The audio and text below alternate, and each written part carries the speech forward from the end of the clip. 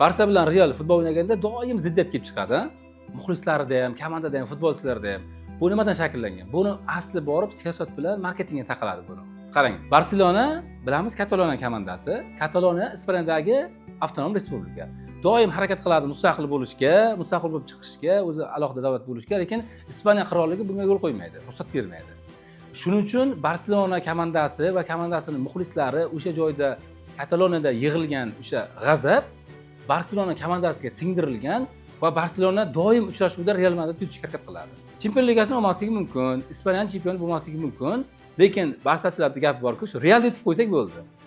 Bu ularda ozgina ichidagi bo'ya yongan olovga ozgina bir taskin beradi-da, qovurini sal bosadi. Bu Barselona va Real o'rtasidagi munosabatlarni biz biznesga o'xshatishimiz mumkin.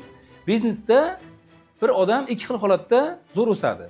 Birinchisi, qachonki o'zini B nuqtasini ko'rsa va planlari, niyatlari, orzulari baland bo'lsa, yuqori bo'lsa, tez o'sadi. Ikkinchi holatda odamlar kimgadir nimanidir isbotlab qo'yish uchun biznes qilishsa juda tez o'sib ketadi.